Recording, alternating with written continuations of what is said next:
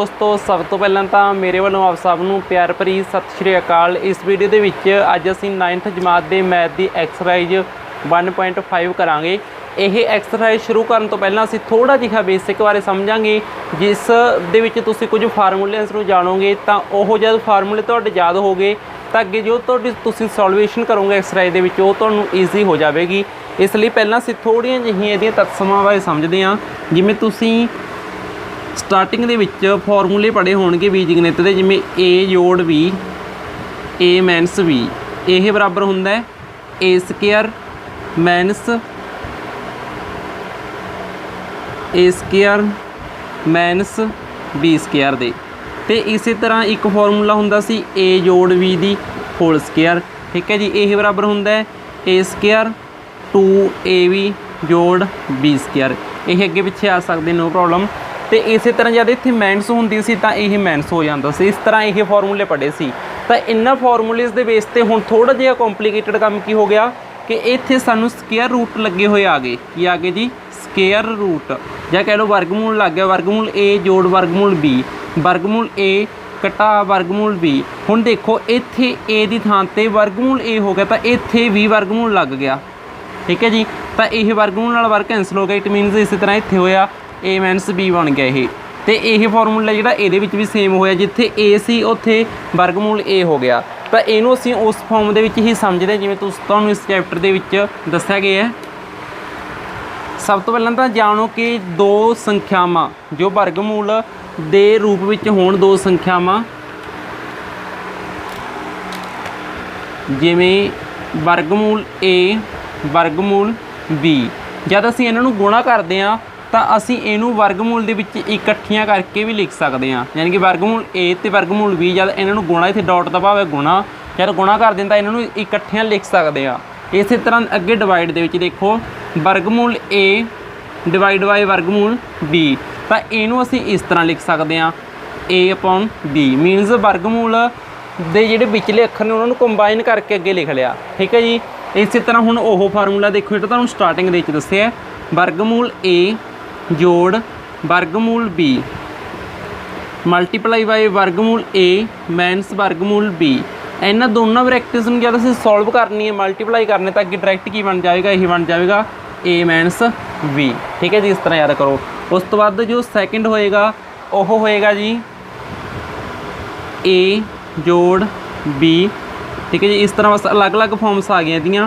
जिमें इत्थे इहदी घात 2 हो सकती है, या इनू 2 टाइम्स लिखा हो सकता है। तो इत्थे की हो जाएगा, यह हो जाएगा a दी घात 2 वर्गमूल a दी घात 2 जोड़ वर्गमूल b दी घात 2 जोड़ 2 टाइम्स वर्गमूल a वर्गमूल b। ठीक है जी, अगे इनू सॉल्व करके की बन गया a जोड़ b जोड़ 2 वर्गमूल a वर्गमूल b। इस तरह यह फॉर्मूला बन जाएगा। इस तरह तुसीं बस ये सिंपल टर्म्स ने कुछ इन्हों याद करो। ठीक है जी, जब तुसीं इन्हों याद कर लिया तो अगे तुहानूं सॉल्व करने में कोई दिक्कत नहीं आएगी जब तुसीं एक्सरसाइज के अगे सॉल्वेशन करोगे। तो उस तो बाद असीं एक्सरसाइज स्टार्ट करते हैं। एक्सरसाइज 1.5 है। इसका फस्ट पार्ट है कि दसो हेठां दित्तियां संख्यावां विच्चों किहड़ियां परिमेय हन अते किहड़ियां अपरिमेय हन।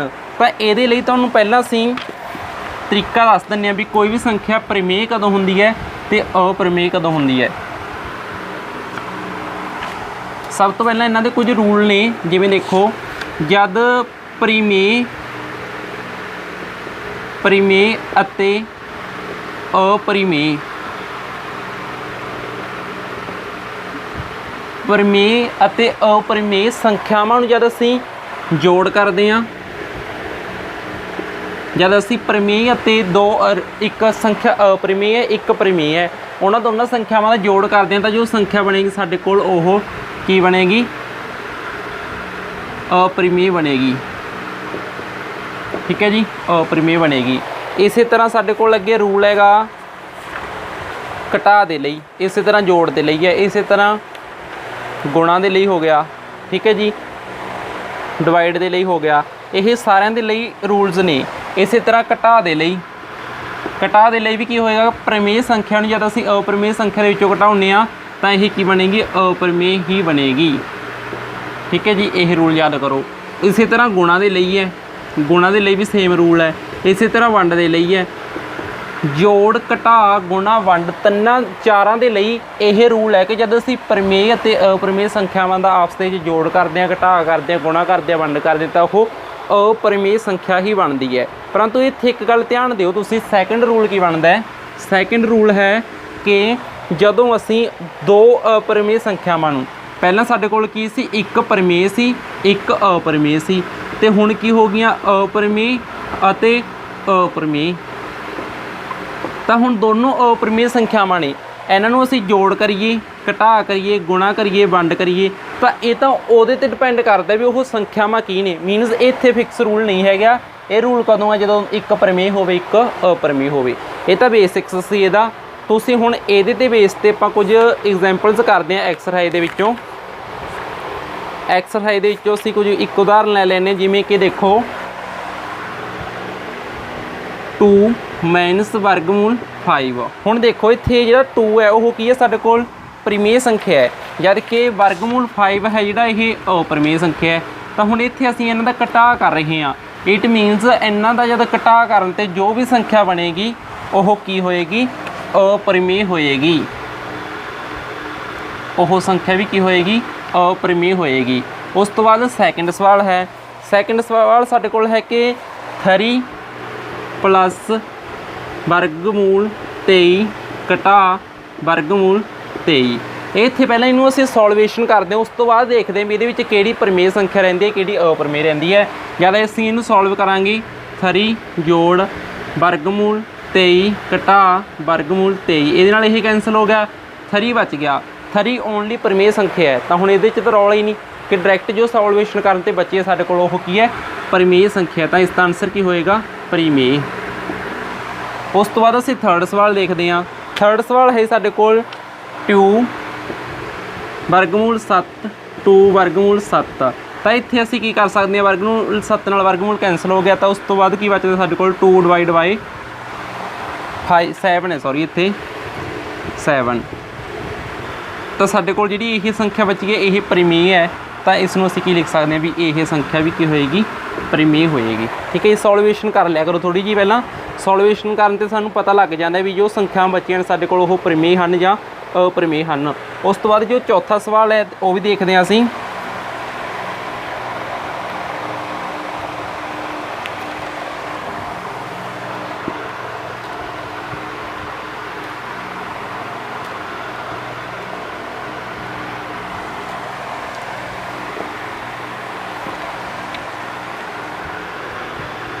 चौथा सवाल है साडे कोल 1 / वर्गमूल 2। तो हुण इत्थे देखो यह संख्या प्रमेय है, यह अप्रमेय है, तो इन्हों असीं वंड कर रहे हैं। इट मीनस एक प्रमेय है एक अप्रमेय है, तो इन्हों का जिहड़ा वंड करन ते आएगी वह की होएगी? अप्रमेय होएगी। करैक्ट पता ही है सानूं, ठीक है जी, जिवें असीं ये रूल दे विच पढ़िया सी। उस तो बाद जो फिफ्थ सवाल है साडा, फिफ्थ सवाल है कि 2 × पाई यानी कि 2 पाई। हुण पाई एक अप्रमेय संख्या है, यह प्रमेय संख्या, तो इन्हों गुणा करन ते की आएगा? अप्रमेय संख्या ही आएगी। ठीक है जी। इस तरीके नाल साडा फर्स्ट पार्ट कंप्लीट हो गया है। हुण असीं नैक्सट पार्ट करांगे। जो नैक्सट पार्ट है कि हेठां दिते व्यंजकां विचों हरेक व्यंजक नूं सरल करो। सरल करो दा भाव हुंदा कि असीं उसनूं हल करना है, सॉल्व करना है, जिस तरह सानूं हल करन लई कहा गया है। देखो जी सैकेंड पार्ट सानूं दिता होया कुछ इस तरीके नाल 3 जोड़ वर्गमूल 3 × 2 जोड़ वर्गमूल 2। तो हुण इत्थे असीं इन्हां दोनों ब्रैकेट्स नूं हल करना है, मल्टीप्लाई करनी है। तो हुण देखो मल्टीप्लाई करने का तरीका यह है कि इनू ए मान लो, ए जोड़ बी, ठीक है जी, अगे इनू सी जोड़ डी मान लो। वैसे पहला समझा रहे तुहानूं ए दी गुणा ए दे नाल हुंदी है, उस तो बाद ए दी गुणा इस तरह कर लिया करो, ए दी गुणा सी नाल, फिर ए दी गुणा डी नाल, ठीक है जी, फिर बी दी गुणा इहदे नाल, फिर ए दी गुणा इहदे नाल, ठीक है जी, इस तरह हुंदा है। तो इसे बेस ते असीं इहनूं सॉल्व करदे पहलां, चाहे इहनूं खोल के लिख लिया करो, पहलां ए तिन्न नूं सारे ब्रैकेट दे नाल गुणा करदे हां असीं, उस तो बाद ए नूं वर्गमूल 3 × 2 + वर्गमूल 2, ठीक है जी, इस तरह। ਤੇ ਉਸ ਤੋਂ ਬਾਅਦ ਅਸੀਂ ਕੀ ਕਰਾਂਗੇ, ਇਹ ਇਹਨਾਂ ਨੂੰ ਜਿਹੜੇ ਬਾਹਰ ਸਾਡੇ ਕੋਲ ਡਿਸਟ ਨੇ ਇਹਨਾਂ ਅੱਖਰਾਂ ਨੂੰ ਅਸੀਂ ਵਿੱਚ ਮਲਟੀਪਲਾਈ ਕਰ ਦਾਂਗੇ। 3 ਦੀ ਮਲਟੀਪਲਾਈ ਕਰਾਂਗੇ 2 ਨਾਲ 6, ਅੱਗੇ ਇਹਦੀ 3 ਨਾਲ ਮਲਟੀਪਲਾਈ ਕਰਾਂਗੇ 3 ਸਕੁਅਰ ਰੂਟ 2 ਪਲੱਸ 2 ਵਰਗਮੂਲ 3 ਪਲੱਸ ਵਰਗਮੂਲ 3 ਵਰਗਮੂਲ 2। ਤਾਂ ਇਹ ਸਾਡਾ ਹੱਲ ਆ ਗਿਆ। ਇਸ ਨੂੰ ਅਸੀਂ ਨੇ ਸਰਲ ਕਰਨਾ ਸੀ, ਇਹਨਾਂ ਦੋ ਵਿਅੰਜਕਾਂ ਨੂੰ ਸਰਲ ਕਰਨ ਤੇ ਸਾਡੇ ਕੋਲ ਇਹ ਚੀਜ਼ ਪ੍ਰਾਪਤ ਹੋਵੇਗੀ। ਇਹ ਚੀਜ਼ ਤੁਸੀਂ ਨੋਟ ਨਹੀਂ ਕਰਨੀ, ਤੁਹਾਨੂੰ ਵੈਸੇ ਸਮਝਾਉਣ ਲਈ ਹੀ ਦੱਸਿਆ ਸੀ। ਹਾਂਜੀ, ਤੁਸੀਂ ਨਾਲ ਦੀ ਨਾਲ ਸਵਾਲਾਂ ਨੂੰ ਨੋਟ ਵੀ ਕਰ ਸਕਦੇ ਹੋ। ਉਸ ਤੋਂ ਬਾਅਦ ਜੋ ਸੈਕਿੰਡ ਸਵਾਲ ਹੈ, ਸੈਕਿੰਡ ਪਾਰਟ ਦਾ ਸੈਕਿੰਡ ਸਵਾਲ ਹੈ ਸਾਡੇ ਕੋਲ,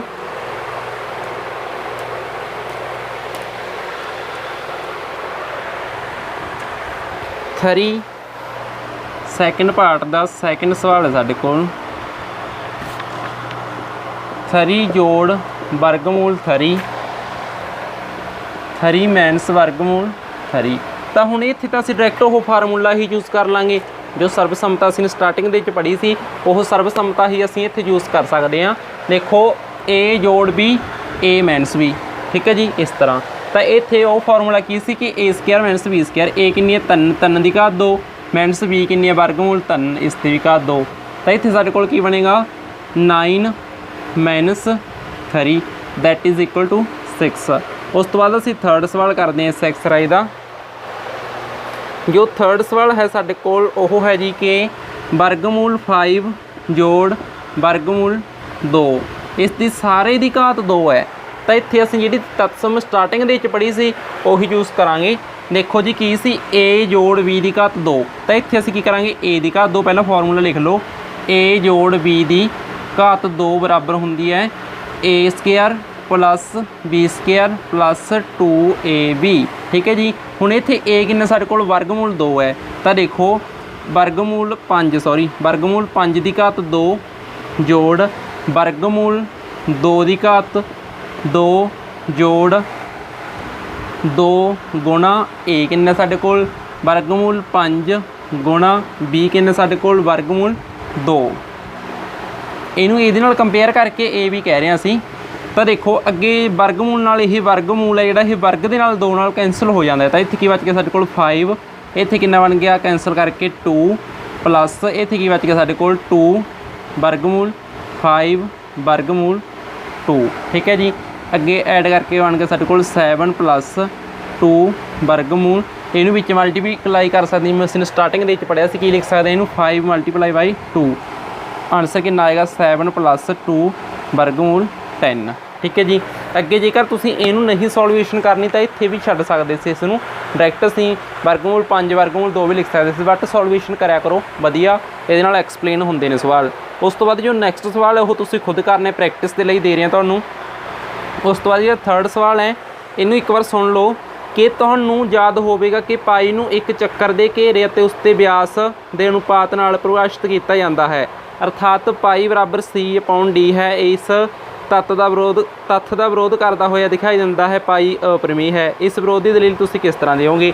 ਤਾਂ ਇੱਥੇ ਅਸੀਂ ਕੁਛ ਵੀ ਨਹੀਂ ਕਰਨਾ, ਇਸ ਤਰ੍ਹਾਂ ਲਿਖ ਦਿਓ ਕਿ ਅਸੀਂ ਜਾਣਦੇ ਹਾਂ ਕਿ ਪਾਈ ਇੱਕ ਅਪਰਿਮੇਯ ਸੰਖਿਆ ਹੈ, ਠੀਕ ਹੈ ਜੀ, ਇੱਕ ਅਪਰਿਮੇਯ ਸੰਖਿਆ ਹੈ, ਇਸ ਲਈ c ਅਤੇ d ਦੋਨੋਂ ਅਪਰਿਮੇਯ ਹੋਣਗੇ। ਬਸ ਤੁਸੀਂ ਇੱਥੇ ਥਰਡ ਸਵਾਲ ਦੇ ਵਿੱਚ ਇਹ ਗੱਲ ਲਿਖਣੀ ਹੈ ਕਿ ਅਸੀਂ ਜਾਣਦੇ ਹਾਂ ਕਿ ਪਾਈ ਇੱਕ ਅਪਰਿਮੇਯ ਸੰਖਿਆ ਹੈ, ਇਸ ਲਈ c ਅਤੇ d ਵੀ ਦੋਨੋਂ ਆਪਸ ਵਿੱਚ ਕੀ ਹੋਣਗੇ ਅਪਰਿਮੇਯ ਹੋਣਗੇ।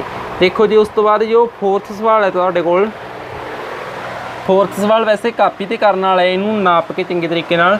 ਪਹਿਲਾਂ ਤੁਸੀਂ 9.3 ਦੀ ਇੱਕ ਰੇਖਾ ਲਾਓਗੇ, ਠੀਕ ਹੈ ਜੀ, ਰੇਖਾਖੰਡ ਲੈ ਲਿਆ। ਇਸ ਰੇਖਾਖੰਡ ਨੂੰ 1 ਸੈਂਟੀਮੀਟਰ ਅੱਗੇ, ਇਹ ਸੈਂਟੀਮੀਟਰ 'ਚ ਲੈ ਲਿਓ, 1 ਸੈਂਟੀਮੀਟਰ ਅੱਗੇ ਤੱਕ ਵਧਾ ਦਿਓ। ਇਹਦਾ ਨਾਂ ਰੱਖ ਦਿਓ a, ਇਹਦਾ ਨਾਂ ਰੱਖ ਦਿਓ b, ਇਹਦਾ ਨਾਂ ਰੱਖ ਦਿਓ c। ਇੱਕ ਅਸੀਂ ਨੇ ਅੱਗੇ ਤੱਕ ਹੋਰ ਵਧਾਤਾ ਤਾਂ ਕਿੰਨਾ ਬਣ ਗਿਆ ਇਹ 10.3 ਬਣ ਗਿਆ, 10.3 ਬਣ ਗਿਆ।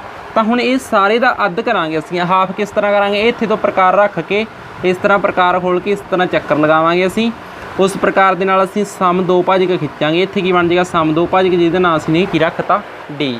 ਤਾਂ d ਨੂੰ ਕੇਂਦਰ ਮੰਨ ਕੇ a ਜਿੰਨੀ ਪ੍ਰਕਾਰ ਖੋਲ੍ਹ ਕੇ ਇੱਥੇ ਅਸੀਂ ਇੱਕ ਚੱਕਰ ਲਗਾਵਾਂਗੇ, ਠੀਕ ਹੈ ਜੀ, ਅਰਧ ਚੱਕਰ ਲਗਾ ਲਿਆ। ਹੁਣ ਅਸੀਂ ਕੀ ਕਰਾਂਗੇ b ਦੇ ਉੱਤੇ 90 ਡਿਗਰੀ ਦਾ ਕੋਣ ਬਣਾਵਾਂਗੇ, b ਦੇ ਉੱਤੇ 90 ਡਿਗਰੀ ਦਾ ਕੋਣ ਜਿੱਥੇ ਇਸ ਚਾਪ ਨੂੰ ਕੱਟੇਗਾ ਉਹਦਾ ਨਾਮ ਰੱਖ ਦਿਓ p, ਠੀਕ ਹੈ ਜੀ। ਹੁਣ p ਅਤੇ d ਨੂੰ ਮਿਲਾਓ, ਠੀਕ ਹੈ ਜੀ।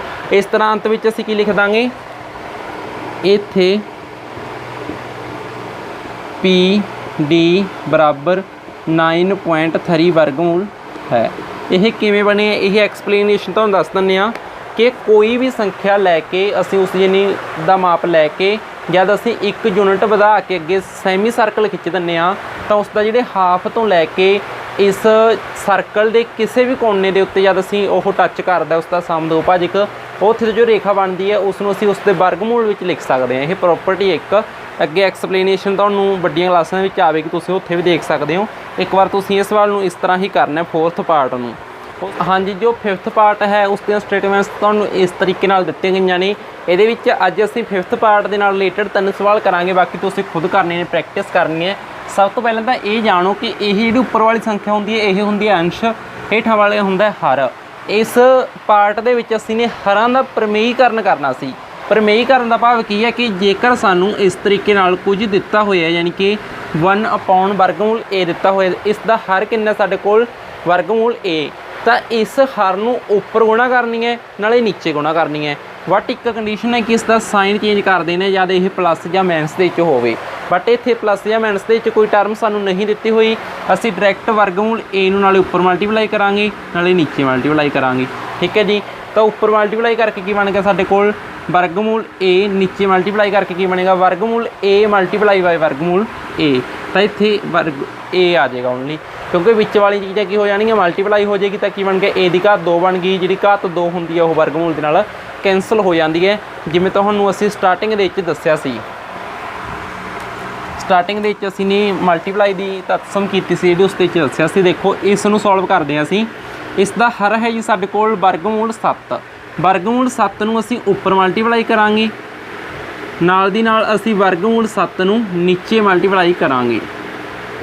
तो इस तरीके नाल जद असीं ने इस नूं मल्टीप्लाई किया तो साडे कोल बनिया वर्गमूल 7, नीचे बनिया देखो यही वर्गमूल ए वर्गमूल यानी कि करनी की फॉर्म के है। तो इन्हों मल्टीप्लाई करके की बनता है, स्टार्टिंग की पढ़िया कि विचले मल्टीप्लाई कुछ करके की बनता है, जिवें 7 ते 7 मल्टीप्लाई हो जाएगी तो 49 बन गया। ठीक है जी, 49 असीं की लिख सकते हैं 7 की घात 2, यानी कि जा कह लो वर्गमूल 49 काहदे बराबर होंदा है 7 दे, तो इनू असीं कितना लिख सकते हैं वर्गमूल 7 डिवाइड बाई 7। ठीक है जी, हुण इनू सॉल्व करते हैं असीं। एक गुणा देखो ये हर है, हर दी असीं उपर मल्टीप्लाई करनी है नीचे मल्टीप्लाई करनी है। ठीक है जी, बट कंडीशन की है कि इसके साइन चेंज करने ने, यानी कि वर्गमूल 7 जोड़ वर्गमूल 6, नीचे की करांगे असीं वर्गमूल 7 घटा वर्गमूल 6, ये तो सेम लिख लिया। उस तो बाद मल्टीप्लाई करांगे साइन चेंज करके।